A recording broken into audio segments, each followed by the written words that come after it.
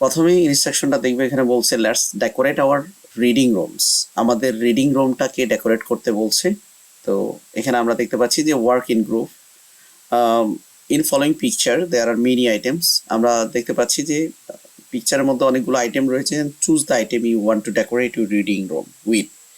যেই আইটেমগুলো সিলেক্ট করো যেগুলো দিয়ে তুমি তোমার রিডিং রুমটাকে সাজাবে। And draw your reading rooms on poster paper. এবং পোস্টার পেপারে তোমার রিডিং রুমটা ড্রয়িং করো। And write the items in place. এবং কোন জায়গায় কোনটা রাখবা সেটা প্লেস করো। And you want to keep them. Finally describe the poster. তো আমরা একটা পোস্টারে এই কাজটা করতে হবে। মূলত একটা পোস্টার রিডিং রুম ড্রয়িং করতে হবে একটা পোস্টারের মধ্যে, এবং কোনটা কোন জায়গায় রাখবো সেটা আমরা নাম লিখে দিব।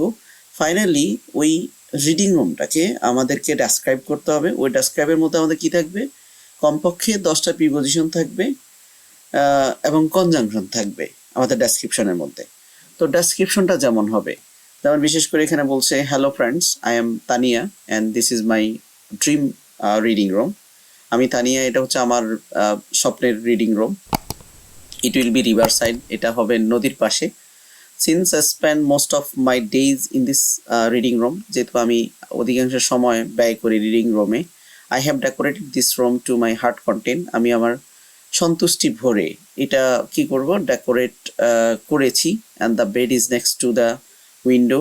আর এটার বেডটা থাকবে কোথায়, নেক্সট টু দ্য উইন্ডো। বেডের পাশে উইন্ডো থাকবে এবং আমার রিডিং রুম।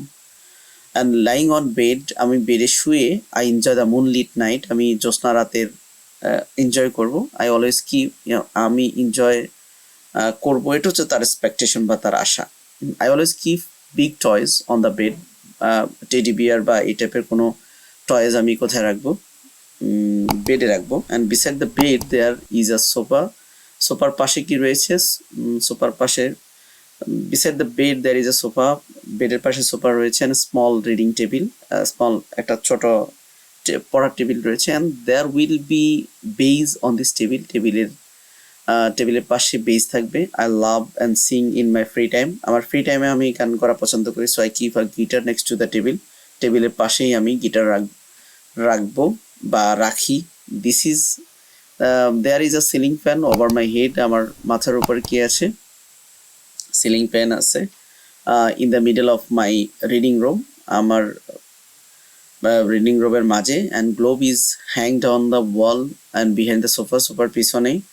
এবং কি একটা গ্লোব কি আছে, হ্যাংড অন আছে, টাঙানো আছে। And also calendar next to the this man to draw, man to view the কি ডেটস। তো এখানে আমরা অনেকগুলো প্রিপোজিশন ব্যবহার করেছি এবং পাশাপাশি আমাদের কনজাংশনগুলো ব্যবহার করা হয়েছে। এরপরে to the left of the sofa is an almirah and a book self.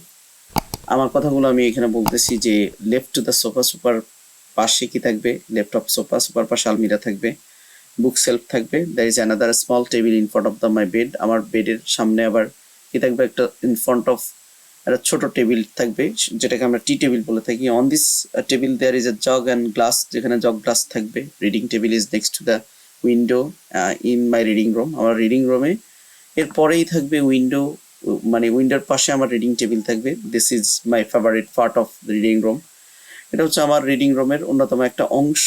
Beside this reading table is a chair, reading টেবিলের পাশে চেয়ার থাকবে।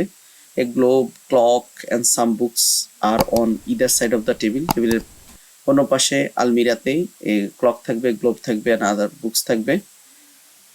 Sorry, globes, clocks and some books কি থাকবে, টেবিলের একটা পাশে থাকবে। Between them there is also table lamp, সেখানে একটা টেবিল ল্যাম্প থাকবে। I keep my necessary papers and pen on this table, আমি আমার এই প্রয়োজনীয় জিনিসগুলো টেবিলে রেখে দিব, paper and pens. And this is how I said my reading room, এভাবেই অ্যাকচুয়ালি আমি আমার রিডিং রুম সেট করি। তো এইভাবে মূলত পোস্টার পেপার ড্রয়িং করে ডিজাইন করে তারপর আমরা লিখতে পারি। আরো ছোট করে লিখতে পারি।